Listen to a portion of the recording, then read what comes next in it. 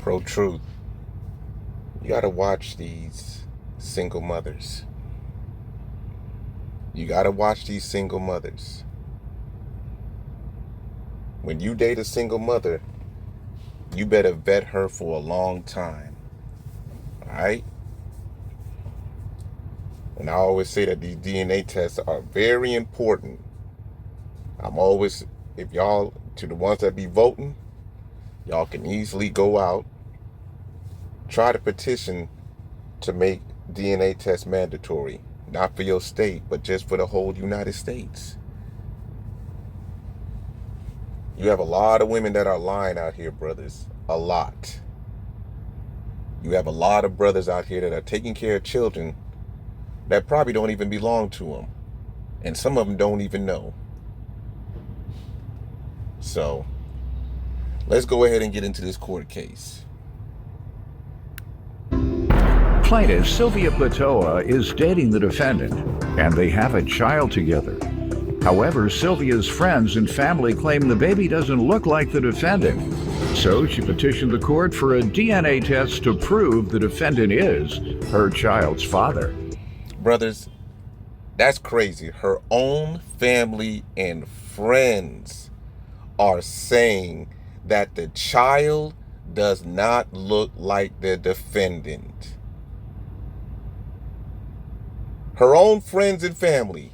Not any of his friends and family, but her friends and family. Don't you think that's a problem? Defendant Titavian Doss says he's been there for Sylvia's baby since the day the child was born, and he hopes he's proven to be the father. But he can't move forward until he gets the DNA results. All right, and we're here today to determine the paternity of your child, and I guess there's an assumption that you all share the child together as parents, but perhaps that's what we're here to determine. You tell me. Well, some background. I met Titavian in the 2015, going into 2016. We started dating 2017. I ended up pregnant 2017. I had my son May 17, 2018, and until his 2 months to 6 weeks checkup, I don't take him out around people. So when the 6 weeks came in August, I took him out. We was at a store. And some of my friends come up and they was like, "Oh, Sylvia, he's so pretty." And they was like, you presumed it was his at that point. Mm-hmm. Okay. And they was like, "Ty, that baby don't look nothing like you." That's what they would say. In front of him. In front of him. They'll tell him, they said, "Ty, that baby don't look like you." And you could tell it hurt him and it offended him in some kind of way. Some crazy folks. And so it must be like brother and sister to him. Who would have nerve to come up to somebody and say that to the man? And they're my friends. That baby don't look like you. And they're my friends, so. Yeah. What'd you say when your girlfriends tell the father of your child that that father don't look like his child? Yes, he do. I say he look just like Ty. Okay, you did say that. All right. Yes, that's what I tell him. And you ain't say, y'all make a good point. I was thinking that myself. Yeah, you gotta step in there now. Okay, so you did step in, all right. And then there was another time, my oldest sister, she was like, "See, that baby look just like my other little boy, my oldest son." I said, "Yeah, I'm sure he does. I'm his mama and they're both my sons. They're gonna favor." And she was like, "Nah, he looks just like my other son." So, and she says it around him and he takes that in, but when he gets mad or we have a heated argument, the first thing he'll say, "That baby's not mine. They said that baby don't look like me." You heard him say it. That's what he'll say to me. I was like, "Ty, you just going off what people say, but I'm here, I want him to know this baby is his."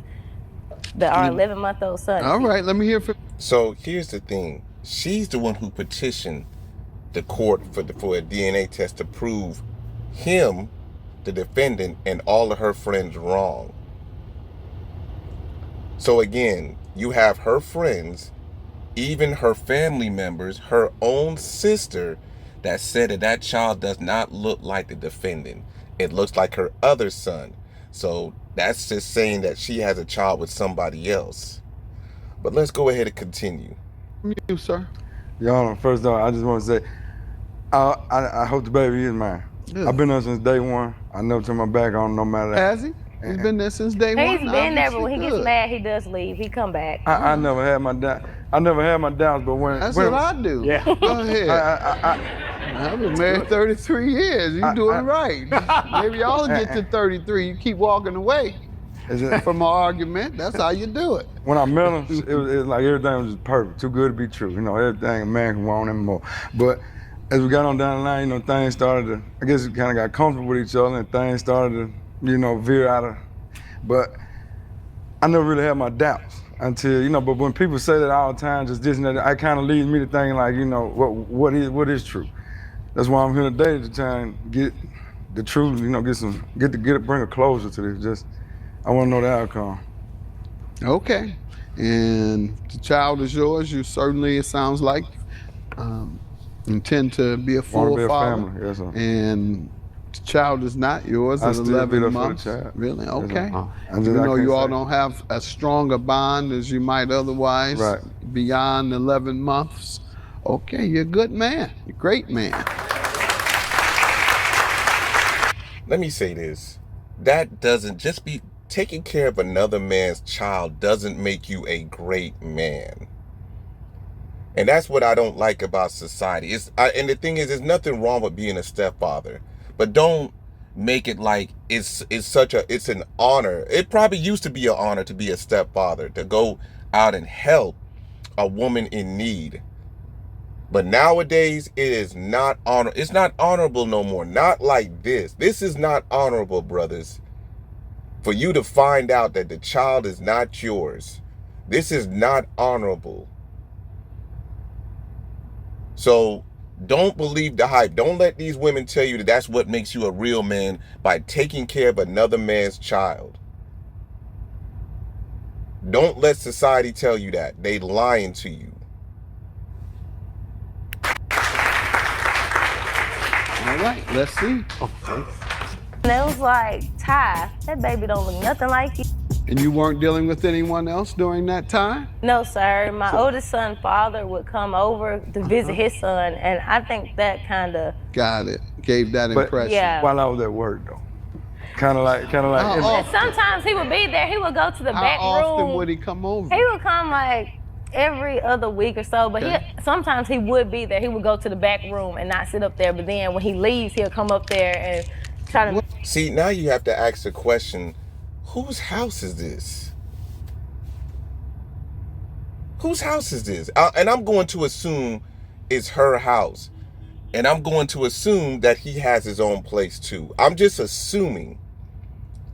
But brothers, this is just kind of off, but brothers, you make sure you have your own place. You don't never live up under a woman, because if he's at work and the guy is there, that's a problem. And come on, brother. Come on. About Seem him like- being there when you're, well, as long as he's there to pick the child up while your husband's working, y'all have a little small talk or talk about the child. Husband? While your husband is working, so they're married. That's even worse. That's even worse. Oh, And sometimes he'll just go to the back room. He don't even sit in there with us. okay. And you swear you weren't dealing with anyone else? No, sir. Okay. Well, this indicates you're not telling the truth. He's not the father. Give me the information. Have a good day, folks. I ain't got nothing to say. I'll be there for the child. I ain't got much to say. I don't. Man, listen. I don't know, bro. I guess I don't even know to even say. I ain't got nothing to say. I'll be there for the child. I ain't got much to say. I don't have much to say. I'll be there for the child. I just say. Not even right. I don't believe it's right. I don't. I don't.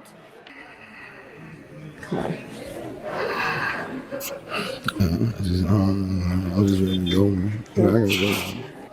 I just don't know what to do. That brother can't even speak right. So brothers.